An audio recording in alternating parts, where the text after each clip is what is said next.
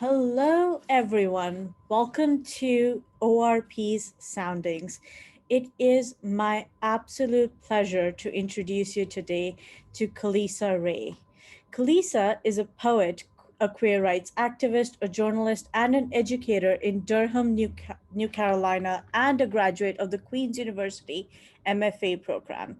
Her chapbook, Real Girls Have Real Problems, was published in 2012, and her recent work has been seen in so many wonderful magazines, including but not limited to Pink, Damaged Good Press, Red Room Poetry's New Shoots Poetry Anthology, Glass Poetry, Luna Luna, Tishman Review, and Obsidian, among others. She was a Furious Flower Gwendolyn Brooks Poetry Prize finalist and a winner of the FemLit magazine contest, Voicemail Poetry Contest, White Stag Publishing Contest, and Bright Wings Poetry Contest.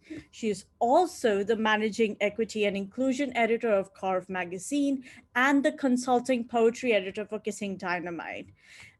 We will be talking today about her debut poetry book, full length collection, Girl in a Black Girl's Throat, which is a fantastic collection. In addition to that, she will also be publishing Unlearning Eden from White Stag Publishing in summer 2021. Welcome, Khalisa, to Soundings. Hello, how are you? I am wonderful. Good How are to see you you. doing? I'm doing pretty good. It's so good to see your face. Likewise. Now, Kalisa, this is a wonderful intro, and you have so many notches in your belt. But I know you, and because we're friends, I know that you have so much more to yourself than just a list of publications. So, why don't you tell our readers a little bit about yourself? Yeah, so I am currently living in Durham, North Carolina, but what's funny is the book is all about me not being from here. So I'm originally from the Midwest of the US. So I'm from a little place called Gary, Indiana, and then we moved closer to the like Maryville area, which is closer to Chicago. So it's funny because, the collection kind of talks all about me and how it was so strange, like coming from the Midwest and the culture shock of moving to the South that has a lot of history of racism and violence.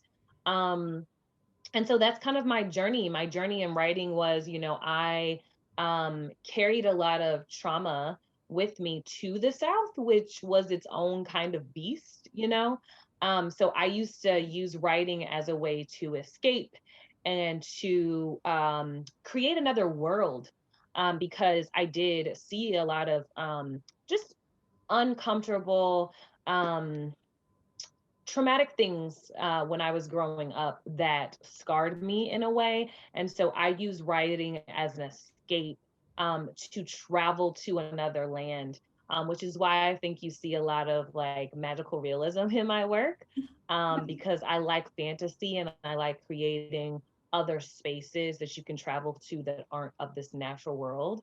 Um, and so, yeah, I've been writing since I was a young girl. My mom still has like the Tupperware containers of like all of my like stories, because I used to write fiction stories growing up, and it wasn't until I got to high school did I use like my background in acting and performance, and I put that with storytelling, and that's kind of how I fell in love with the performative slam poetry genre, and went off to college in North Carolina.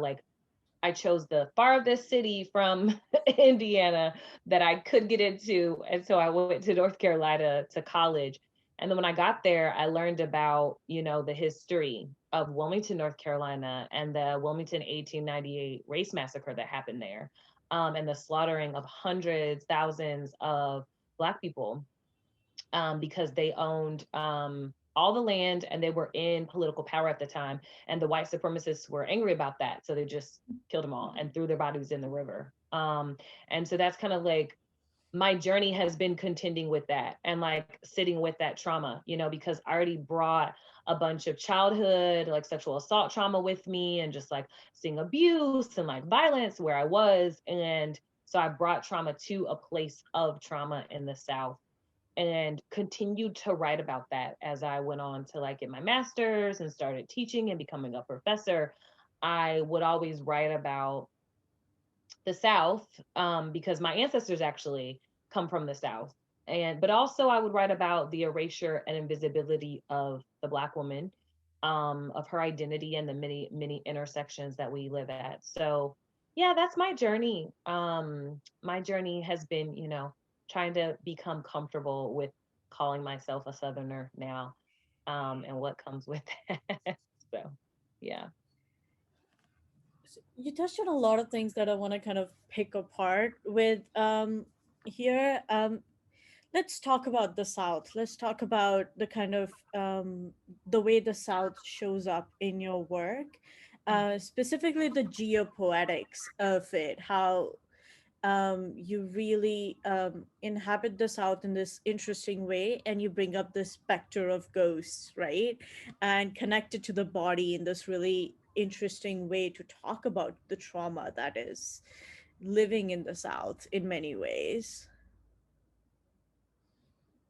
Yeah, I mean, for me, during the time of studying in college and also just studying for pleasure, I think that I picked that up from a lot of, those writers that we love, like Toni Morrison and Nikki Giovanni and Nikki Finney. And although Lucille Clifton and Gwendolyn Brooks actually aren't from the South, I noticed that a lot of Southern writers talk about them too, but they're actually not from the South. But what's funny is you can tell that their ancestors are, because I really studied their language and their use of scene. Um, and I think that they have some roots in the South. And so I used to study those writers, including, Langston Hughes. Um, and I used to really like dive in to figure out how could I make the South a living, breathing thing in my work. And what I noticed is what's happening in a lot of the greats work, which is what I try to emulate, is that the South represents this dichotomy of like beauty and brutality. I always say like the terrorism and the terrain, the murderous nature of the South, but also like the meadows, and there's always this pastoral yet ugly, gruesome thing that's happening. And so that's really what I tried to encompass and tried to make the South this, I tried to make the South this contradiction, if you will. It's a living, breathing contradiction. Yesterday, I did a reading with a Southern NC Poets reading with all of my just like favorite NC poets. And one of my friends said something so beautiful that I'll echo here, which is the South is so prideful. There's so much pride, but it's strange to be prideful about a history that is riddled with, pain and murder and racism and bigotry and sexism and just atrocities of exterminating whole races of people, and so that's such a strange thing to be prideful about. And so that's really what I always constantly tried to contend with and grapple with in my work when it came to making the South alive, trying to show that juxtaposition and that dichotomy at all times. And the ghosts are inevitable. Like anytime you talk about a land that we exterminated, we robbed people of their land and their homes, and we colonized whole groups of people. The ghosts of those people are inevitable. And so what I've tried to do in my work is make those ghosts show up, but not in a scary way. Like I say it, in my pieces and in the summary of the book, that the ghosts actually are there to comfort me. I had to call upon my ancestors to help me get through being a young girl in the South and feeling erased and othered constantly. Um, and so, yeah, I hope that like echoed what you were saying, or that made sense. But that's what the South represents for me. Of course, and that's kind of a brilliant subversion of this of the ghost story, right?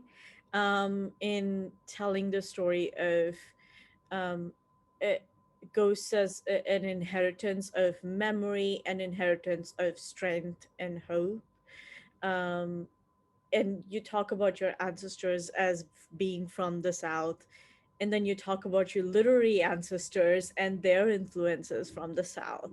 So let me ask you this: when you call upon the ghost to help you get through um, a young adult life that's in Wilmington, or um, even today, like the publication of a book, right? That's what do you get from them? What is it that you're hoping for? What are you hoping to receive? I'm looking for a couple things. I'm looking for, I've been talking about this a lot in my work, and it's not to, I guess, to bash any of the matriarchs that I have. It's to say that what I realized in me doing a lot of like personal trauma therapy is that when I was growing up, I needed someone to be like real and brutally honest about the way life works, especially when you become an adult, whether that be relationships, whether that be the ugliness of sexual assault and date rape, preparing me for those things, consent and talking to me about consent, which I never had that conversation. Like no one ever talked about that. Whether it be like the erasure of our sexuality, no one ever had that conversation with me about like it's okay to be to have desires and wants and to be desired, to how to say no, like all of the things that I wish I would have been told. I think that's what I'm looking for from these ancestors.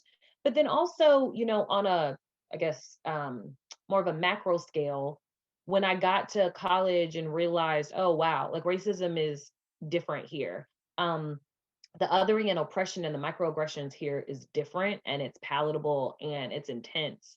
I think I was looking for them to not just comfort me, but give me the tools and the weapons and the resources I would need to like not just thrive, but to fight back, if you will. And whether that's like literally fight back, or that's with my actions or with my words or with, my protests. Um, I needed those ghosts to speak to me. And they did, like I got through college and I ended up transferring, but I got through that experience because I traversed, I came back to Wilmington two different times because social activism and community activism kept calling me back. And so I needed a lot of ancestors to speak to me because I've lived in a traumatic space so many times and been through so much trauma and so many like just really life altering experiences as a woman. And so they did. They reached out to me, and I think I heard their voices tell me, you know, ask for like he needs to ask for consent. They would show up in these spaces, or don't take no for an answer, or don't let them push past you, or don't let them make your body an apology, or don't let them use your labor, like spend your labor as a Black woman. Like all these things that I talk about in the book, I think that those things came from the ancestors, the ghosts that were speaking to me, because they knew um I had been keeping these traumas in my throat that I didn't want to talk about.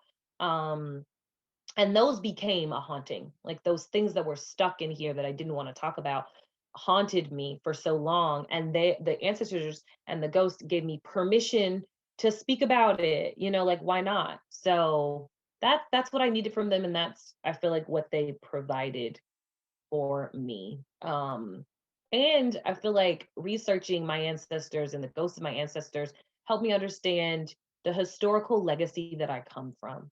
Like I come from a long legacy of powerful Black women, powerful Black people. And so I needed that to not hold my head down and be like ashamed as I was like walking through this Southern racist town. Like I needed someone to tell me to like hold my head up high. So yeah, yeah. I love that you're talking about this kind of connection between the spirit, as in the ghost, with the mind and the body, and the how those three things are so inexplicably connected that living in this traumatic space can have a negative influence on your mind. It can have a negative influence on your physical health, this kind of throat stuckness, right? And that comes out beautifully in the title as well as the title poem, right? um, but the other end of the kind of spiritual element that you talk about is black girl magic, and the empowerment of it, but also you add this beautiful nuance to it that is the unreal expectations of black women, and the this kind of expectation to always be strong, always be quote unquote empowered, right? That vulnerability is not allowed. So let's talk a little bit about that phrase black girl magic, because we as poets, we work with language, right? So what do we do with a phrase like that? Anyone who knows me knows I have another perspective about that though. So I'm not crazy about the term black girl magic anymore. I'm not crazy about it. And the reason why I'm not is because what white America has done to the phrase and what they have done to exploit black women by saying we have magic. I think that they have taken that and made it very othering, um very almost like we are not appreciated, not loved, not taken care of. We are always the lowest on the totem pole, yet our magic is always called upon. And it makes us also be these like I have a poem called Eighth Miracle, and it sums it up perfectly. We are always asked to be the eighth miracle of the world. We are always asked to be the savior of America, right? I have this whole article I'm writing about stop saying that black women are the savior. Everybody tweets that all the time that we are here to like save America. No, no, you can't ask a savior to save you and then treat us like we are the scum of the earth and the lowest um inhuman like population. It doesn't work that way. And so I think that that's where my disdain for the phrase or what we've done with the phrase comes from, because I watched my mother and her mother and the mothers before her work themselves to death and to a pulp, working six jobs and taking care of me while my father wasn't doing what he was supposed to be doing, and take care of every single kid and being at every volleyball game and every recital and every rehearsal. And that is exhausting. And we continue to do that to Black women. We make them have to work 12 times as hard as our white peers. And then we pit them against each other as Black folks, as Black writers, creators, thinkers, doctors, lawyers. We pit Black folks against each other, so then we're competing and we can't be friends. And then we make Black women compete against their white peers and work even harder, and then we're still paid less. We're the highly educated, but we're paid less than anybody else in America. And so that that exploitation of our labor is why I do not like the idea of black girl magic, because it's like I say in my poem, but we're asked to do these miraculous, fabulous, savior like godlike things, yet we're treated like dirt, and it doesn't work that way. Like I think I've had it up to here with people asking me to be this magical thing. I don't want to be magical for white folks anymore. I refuse. I refuse to be magical for you. Um and so yeah, like it's making me angry even thinking about the way we treat black women and what this perfect ideal that we have of who she would should be, but then we don't let her be herself. You know, if you think about like WAP and how we got so angry with two musicians making a song about sexual desire, yet, you know, our white counterparts are allowed to do that freely. And so it's this thing of like, how can you ask us to be magic, but you don't appreciate it when we produce magic? It's like, you want us to be magic, you don't appreciate it. It's this weird dichotomy that America does with Black women at all times. And I'm tired. I'm tired. I so get that. And it's also just WAP is for those two artists, right? It's not for the white America. It's really not. It's not for men, it's not for white men, it's for those two artists. And there's one thing to create magic to support your own community, and quite another to support America, or the US rather, right? Let's leave America out of that. That's a whole other conversation. So I definitely get that. So here's um here's a question. when you think about um, this phrase, what do we as writers do with it? Is it something that can be reappropriated, can be returned to its original meaning?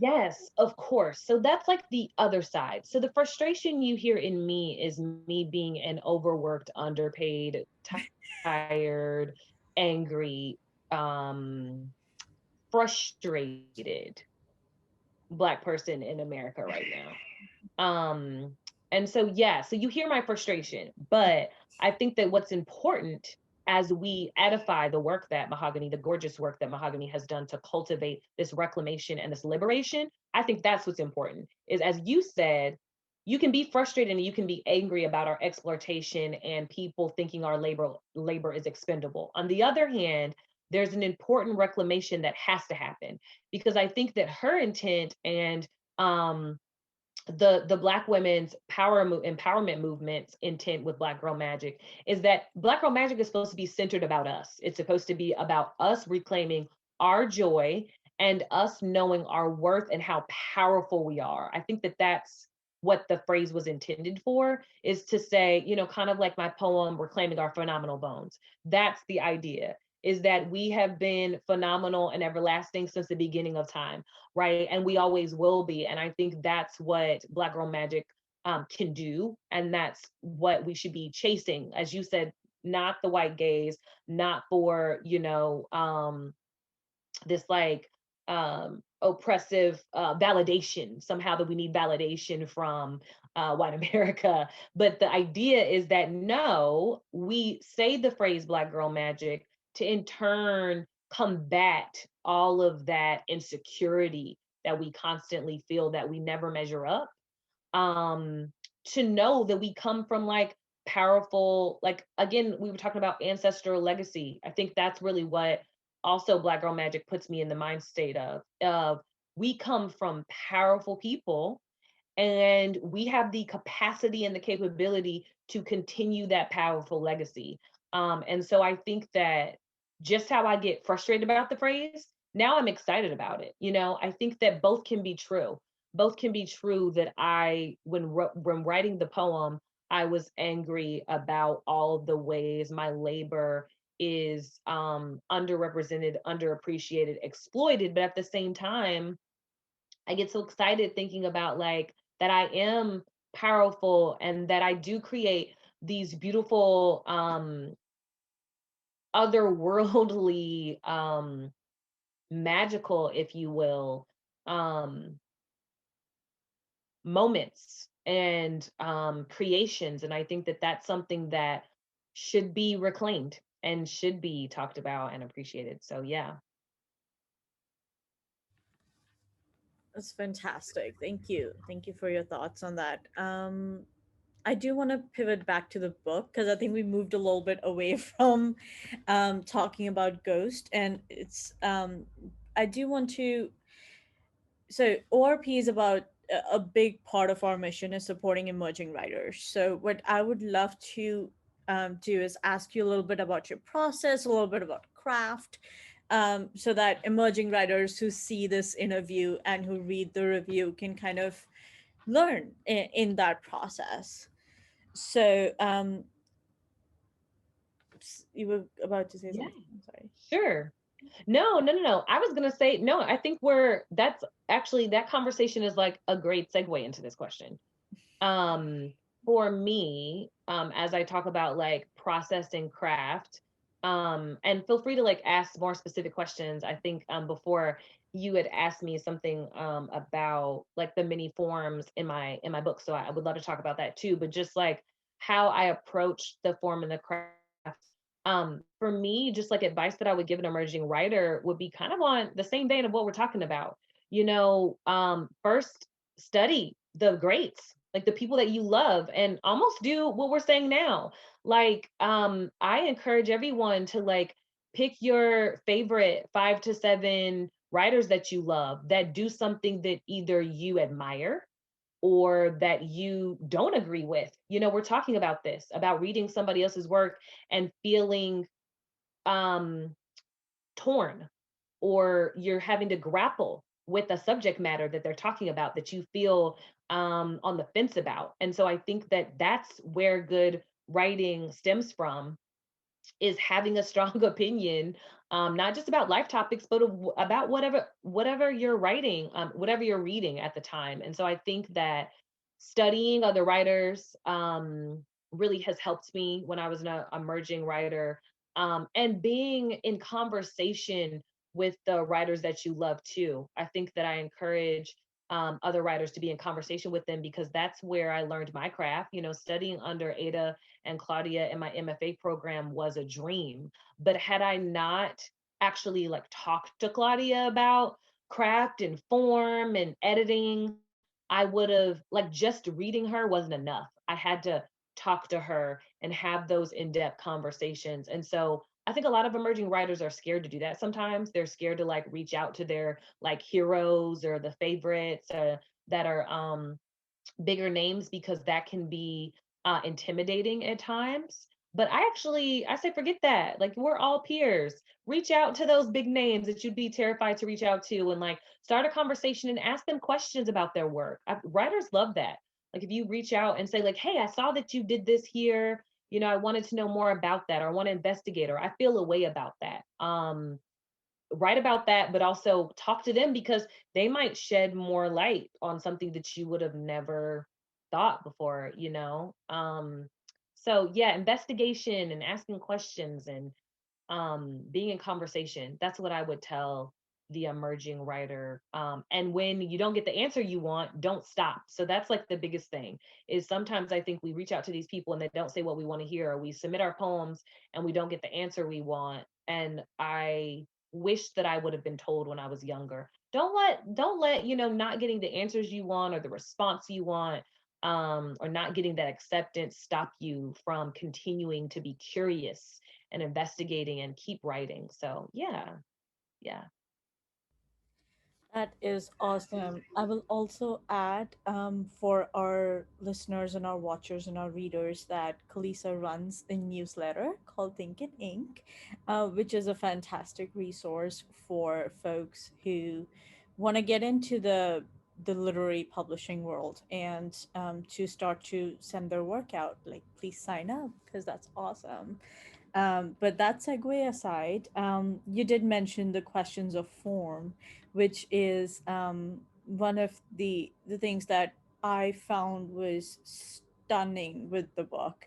The sheer range of form that you displayed, from poems like "Outside the Canon, Words to Never Use," which is a list poem and has lines as short as one word, to Heirloom, which is a prose poem that kind of fills the page from margin to margin. You have such a huge range. Um, so let's talk a little bit about form. How do you arrive at form? Do you choose it early on? What role does form play? It's funny. I was thinking about this question, and it just depends on the piece. For me, it's interesting because a lot of times the form comes to me. You know how there's this quote about like, for some people, writing speaks to them, for some people, writing speaks through them. I think I'm messing up that quote, but I always say that it speaks to me, because I will be sitting down to get ready to write this list poem, for instance, Words to Never Use, and the list form will just literally come to me.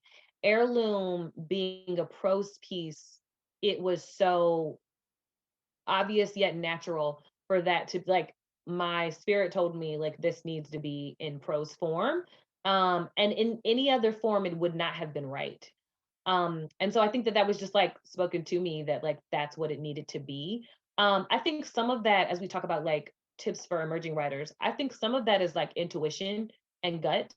Um, but then also, I think that as I started to sit down to write and like gleaned on what I had learned when I was in school and folks that I studied, and being a part of so many collective, I've been a part of so many writing collectives, that I think for me, I've watched the way other writers have executed work when they talk about subjects that are large. And I noticed that because I wanted to talk about mental health and the generational mental health in heirloom, for me, form will mirror the subject matter. So, like, if I wanted to talk about this big topic, I put it across the page to mirror how overwhelming mental health in the Black community is, right? Or if we talk about the list, you talk about limitation. When you think of list, you think about limiting yourself. And I'm saying words to never use. Well, I wanted it to be a list form because I wanted it to feel scarce and academic and limiting. And we talk about like canon being outside the canon. Well, this list shows you that like we put people in boxes, you know? So again, my form is mirroring the message or the mood or the tone that I want you to get. Um, and my form is almost a metaphor, if you will, for what the purpose and the message of the poem was supposed to be. So that's really like my intentionality behind like choosing these forms. Um, yeah, I think that that's like what I intended, and I'm glad to hear you say that it came across because I wasn't sure if it did. So that's good to know. Uh, Definitely, it was one of the standout kind of wonders of this book was how brilliantly you use form. The other thing that stood out to me was thinking about curating single poems to like curating the entire collection, um, and how you put together a collection of poems that is actually bigger than the sum of its parts, right? That three-part structure, those poems in conversation with each other, create something that is larger than anything those individual poems could do on their own, because the way they're put together. So, could you talk about that process?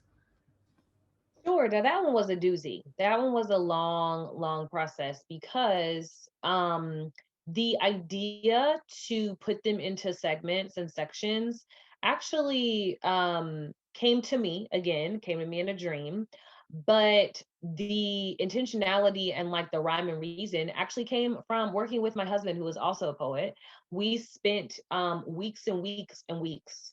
We took so I love Courtney Lamar, who's a fabulous poet. Look him up. And I saw, this is so funny how social media works. I saw where he had taken the pages of his book, printed it out, and put it in a puzzle. And do you know that day, I said, that's exactly what I need to do with Ghost in the Black Girl's Throat. I need to print it out and I need to puzzle piece it. And I need to make it like a jigsaw. And I need to fit these sections together like jigsaws.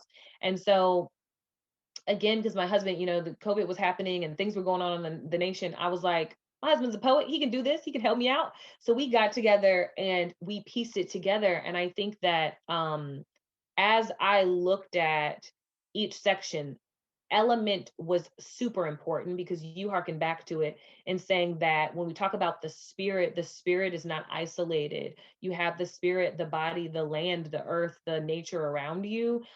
They're all working in tandem. And so those came to me like pretty easily. I was like, oh, of course, we need elements here, as I think about myself, but also other BIPOC women going through othering and oppression and erasure. All these different elements are working at the same time to help us heal, and to help us navigate that. So that came to me easily. But deciding what needed to go in each section was really a team effort with me and my husband, and saying, are we talking about literal fire, or are we talking about the metaphorical fire? You know, the fire of anger or rage, the fire of trauma.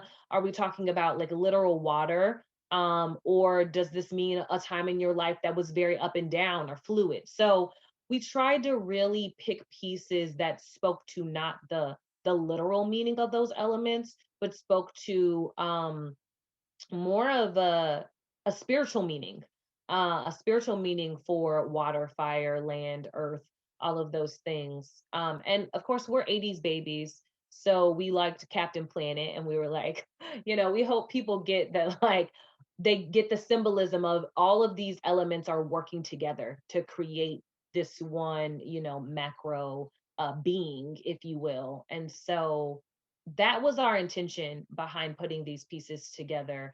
And I love so much that it ends on dust.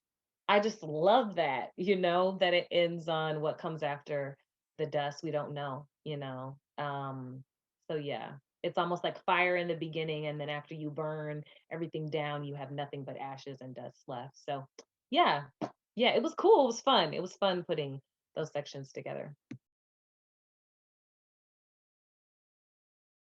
And it starts with a firework, which just firework to dust is just gorgeous. I have to kind of mention that. Um, so you've already talked a little bit about the elemental metaphors within the sections. There were also some very interesting use of animal imagery and animal metaphors. Um, so I want to talk a little bit about those. And I also want to talk about the kind of pop culture references that you sprinkled throughout the book. Like, where did Dorothy come from is a question I have. So you asked me a couple different things. I can answer the Dorothy one pretty easily. I think that when we write based on our lived experiences. So I'm an 80s baby, that not only grew up watching The Wizard of Oz, but I was in the play The Wiz. So my parents put me in acting and performing arts classes very early. I've always been an actress. I wanted to do that full time. So I spent a huge chunk of my life obsessed with movies and entertainment and TV. And still to this day, that's like my favorite pastime is movies. So you will get a lot of pop culture, and anybody who knows my like journalistic writing, I'm a pop culture journalist as well. So you'll get a lot of pop culture just because I was born at the height of hip hop and pop culture, and the best shows came out when I was a kid. Punky Brewster and Leave It to Beaver and all those things, like those were when I was coming up, those iconic movies and TV shows and music. And so Dorothy, it's funny because that poem came from, I was standing outside my loft in Wilmington, and the wind was so high, and my sister calls me and she's like, I saw that picture you posted online of the wind blowing your hair. That is gorgeous. And she said one of the lines in my poem, she said, um, isn't it like interesting that sometimes when you're in the midst, because we had a tornado watch, and when I first got to Wilmington with my mother the first day of class, there was a tornado. And I think that that's ironic that the place that I needed to escape from, the first day there was a tornado. And my sister made a comment about that, about, isn't it interesting how sometimes the place that keeps calling you back is the place of the tornado. And I was like, that's my poem. And so in my caption, I had said something about like Dorothy and the wind, and that's how I got the Dorothy metaphor. But I really think subconsciously, like we carry all of the things that we carried when we were young with us, even until adulthood. So I think Dorothy and these other figures come out because we used to watch The Wiz all the time with Michael Jackson. I grew up in Gary where he was born, and so we constantly supported The Wiz. I was in The Wiz, the Wizard of Oz play as an adult, and so I think that those figures return to us in adulthood. They never leave us. So, yeah. One more haunting. Let's talk about the animal imagery and especially the way that you conflate the animal body and the human body within the text. I'd really love to hear about that.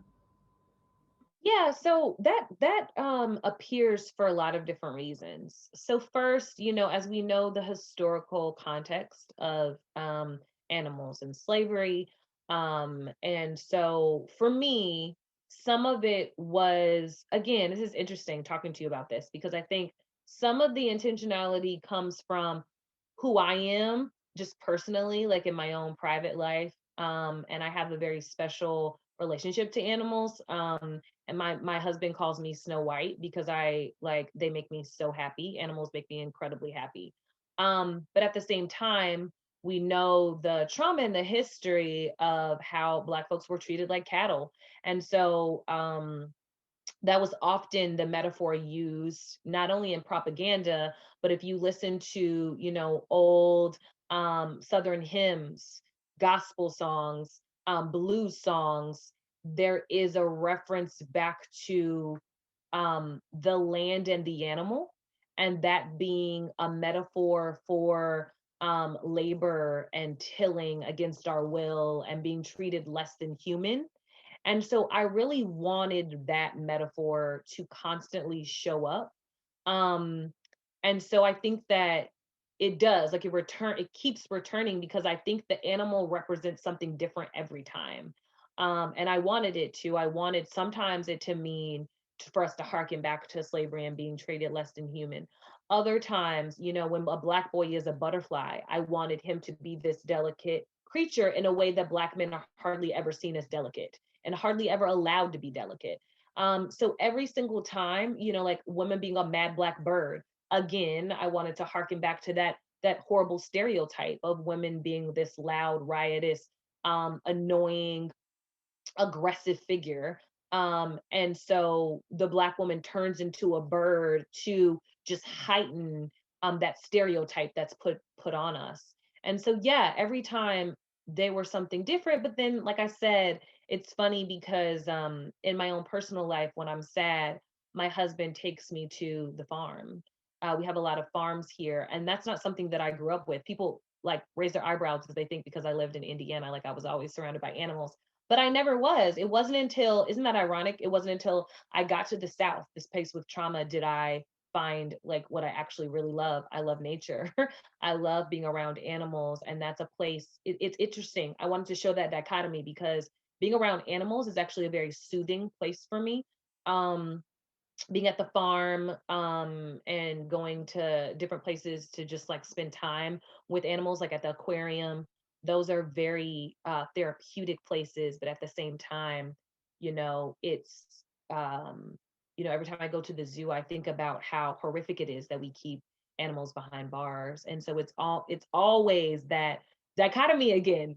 So I really wanted that to show up too, that struggle of like, they're there and I'm viewing them, I'm interacting with them, but at the same time, that was supposed to be the message, right? That, these animals aren't here, for me, and we shouldn't be keeping them behind bars. They should be free to roam. So yeah, I hope that answered your question. But that's what it represented for me.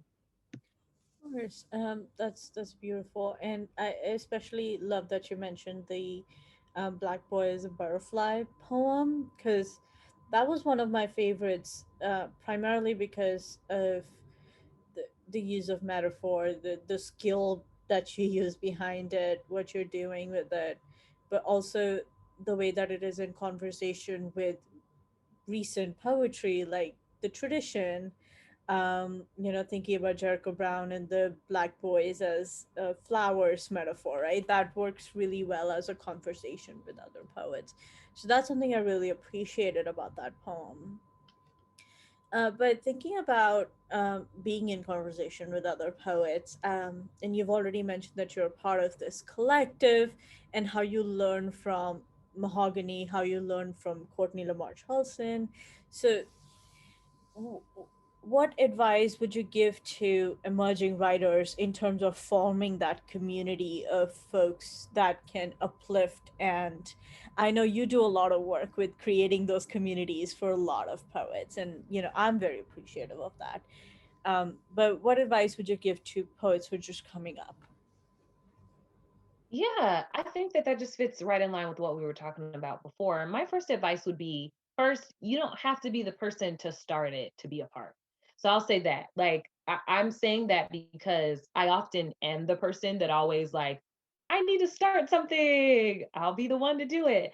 I think that can be very intimidating for emerging writers. So I don't want to put it out there that like you have to start the organization or start the collective.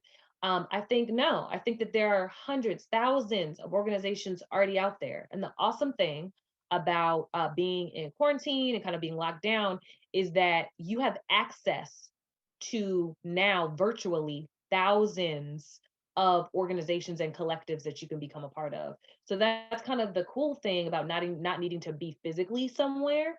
Um, is that I encourage folks to like just get on the web and sign up for a couple of the like BIPOC newsletters for literary spaces, and literally you will have access to, you know, so many resources to get involved. And I think that that's really the biggest tip that I can put out there.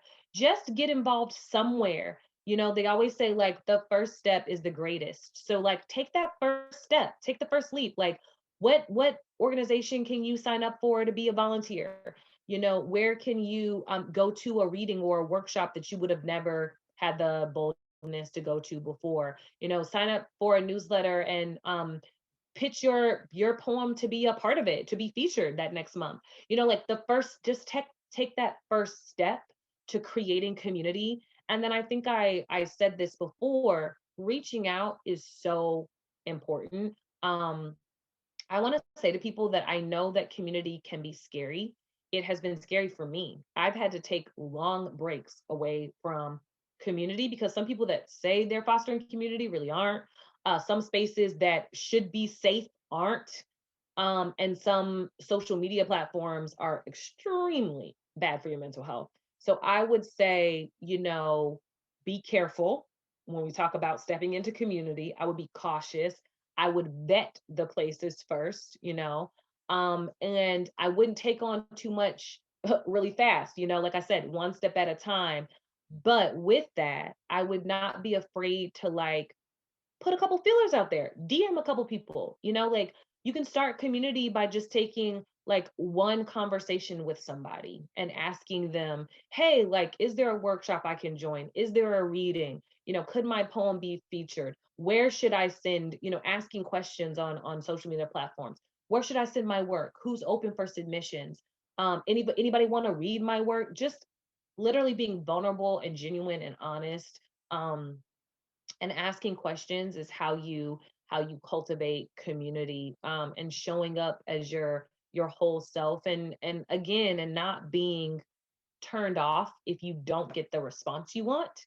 That is like, I want to keep coming back to that, because sometimes our work and our efforts, we get down that they're not received the way we want them to be, but don't let that stop you from continuing cultivating community one by one.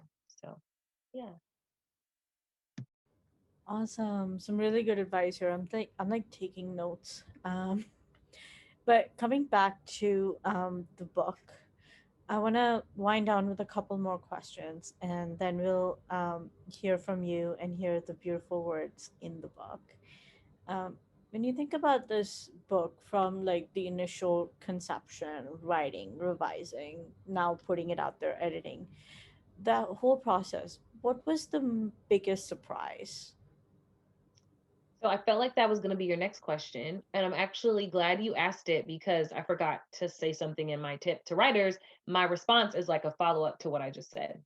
So my book actually came into its iteration and into publishing from me going to AWP.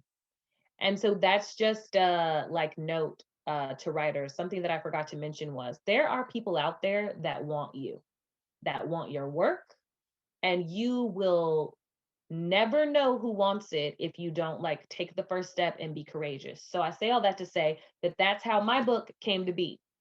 So I completed the book in my MFA program. Of course, as we know, this was my thesis project for my MFA program at Queen's University. Had I not been bold enough to attend AWP and to go to, I literally just went to a random table of a press I knew nothing about. And this guy called me over, and I could have been like, ah, who's that guy? I'm not going over there. But I took the step, and I was courageous enough to go over to the table, and I knew nothing about him. He was this random guy that actually didn't even work for the press. He was just a volunteer for the press. And the book came to be published by him asking me what was I working on. And again, making connections, networking. So I went and I was honest. I was just like, I'm a recent grad. I am working on this collection that I worked on at my MFA program. He was like, oh, with who? I was like, my professors were Italy Limon and Claudia Rankin and Kathleen Smith Bowers and Maury Creech. He was so blown away by the names that I just said. He was like, you need to send me that immediately. And so that's just like a word to the wise. Like, had I not been comfortable and confident enough to just tell him the honest truth that I'm just a recent grad out here trying to like sell my book and find somebody who wants to publish my book. I didn't think he was going to care about my professors, but he did. And he instantly said, send me your book. I didn't even know this guy. So come to find out, he's an acquisitioner for Red Hen. Like, so I could have been like, you don't work at Red Hen. I'm not sending you my book, but I took a leap of faith and was like, I'm gonna send this guy who sounds pretty legit my book. If it works, it works. It doesn't, it doesn't. And fast forward, Kate Gale, who is the managing editor in chief at Red Hen, read it and was like, this is so wonderful. Like, we'd love to publish your book. So I just, that's how it came to be. But I hope that that story is inspiring for others to know that, like, sometimes it takes a while. Like, I had been a recent grad for a while. I had been pushing my book and trying to find it, go the agent route and trying to sell my book for a while, had been like a year. And I got discouraged. And it wasn't until I went to AWP did I meet the folks that would be my publisher. So don't give up. Don't give up hope. Awesome. And as far as I understand, your thesis project also contributed some poems to Unlearning Eden. Yeah, can you talk a little bit about that book? Yeah, that's interesting because so like I said, I was sending my book out, sending it out to a bunch of contests. And I would get rejected. They would say, some of these pieces don't quite fit, or it doesn't have any cohesion, or it doesn't have, the fluidity that we want. And I kept trying to figure out, why did they keep telling me that? Well, I think it's because I almost had two separate books in one. So what I did was, I fast forward, I accepted the book contract with Red Hen, but I was also in queue for a contest for White Stag. White Stag messaged me and was like, yeah, so we're gonna just go ahead and tell you that you won. And they're like, but we have a problem, your book is already being acquisitioned by another press. Could you send us something to see that's a full collection? And I got together with my sister. My sister was like, duh, you had two books in one, you know, use those beautiful poems that don't fit in Ghost in a Black Girl's Throat, and see how White Stag feels about, that being a totally separate collection about the coming of age of a young BIPOC queer woman, and see how, like, they feel about that being the theme and that being the whole focus of this collection about sexual exploration and liberation and freedom, after growing up in a very religious household. And I pitched that idea to them and sent them poems, and they were like, yeah. So the rest is history. And Unlearning Eden was birthed out of that. It was birthed out of me needing to come up with another collection. And again, like, as we talk about, like, thematically forming your book, I got, my sister to help me see, like, there was a theme there, that I had come from a family of sexual repression, and I could write, that would be a story that a lot of young girls would want to hear, about how to, like, reclaim your sexual freedom again. And so that's what Unlearning Eden is about. It's about reclaiming sex and desire in the body, as a BIPOC queer woman, and not being ashamed of that, and also how faith and sexuality don't have to be these polarized things, that they are one and the same. I just did an article for Autostraddle about that. It's called Queering Faith and the Holy of Sexuality. Like, sexuality should be that of, like, the spirit should be there too. The body and the spirit are one. So yeah, so that's what Unlearning Eden, unlearning all of the shame culture we were taught in religion about our bodies. And so that's what it's about. I'm very, very excited for Unlearning Eden. Sounds like a fantastic collection. And after reading this one, I really want to read that one. But let's listen to this one. Would you mind reading a few poems from Ghost in a Black Girl's Throat? Of course. Perfect segue. Yeah, I want to read in that same vein, I want to read Shucking Oysters. So Shucking Oysters could have probably been an Unlearning Eden. I had to make a hard choice with this one and Garden Girl. So when I was growing up, I used to always say that I was allergic to seafood, which I found out wasn't true. And I wrote a poem about that's exactly how I feel about exploring women's bodies. I was told, like, no, you don't do that, right? Growing up in a very religious home. Um, and exploring my sexuality was this like forbidden thing that I was taught I could never do. And it was just like the fact that I used to like make up all these different things that I was allergic to. I was like, I will never eat pork because I'm allergic to pork. Which, like, it's true that my body is sensitive to it, but I'm not allergic to it. And so I wanted to use that metaphor, that running metaphor, to mirror religious repression of sex and desire. So this is Shucking Oysters. All my life, I've avoided live, squirming things, those of sea and salt. Convinced everyone, even myself, I was allergic. Swore my stomach would recoil, turn tops even if I tasted just one. The stench of ammonia and algae, veins, bulging eyes, the raw pink flesh, the wet and slime. Still, I was drawn to their shellfish skin, their sheer iridescence, the throbbing, pulsating. The first time an oyster lay on my table, I stared, eyes gaping at the halves, anticipating the feast. Clumsily, I twisted and squeezed, trying to force them from their silvery shell. I waited for the waiter to instruct me. Coax the hinges to open. Lay it down on a cloth surface, she said. I had only seen people in the movies trying to pry open to expose the delicate center, then lifting shell to mouth, tilting their head back in ecstasy. Gently separate with a utensil. Slide your hands along its edges until it pops from its shell, she said. It will be swelling and ready. I lifted the membrane to my lips and let my tongue travel the ocean, breathed. There will be a rush of sea and salt. The flesh will be firm in texture, brimming with natural juices. I flipped over the shell to reveal a pearl. Swirling and marvelous in its ridges and imperfections, oysters should be tasted with the nose, she said. Breathe. Just breathe. Let it in. Gorgeous. Now I want the audiobook. When is the audiobook coming out, Lisa? I don't know. Talk to my publisher. Thank you so much. Of course.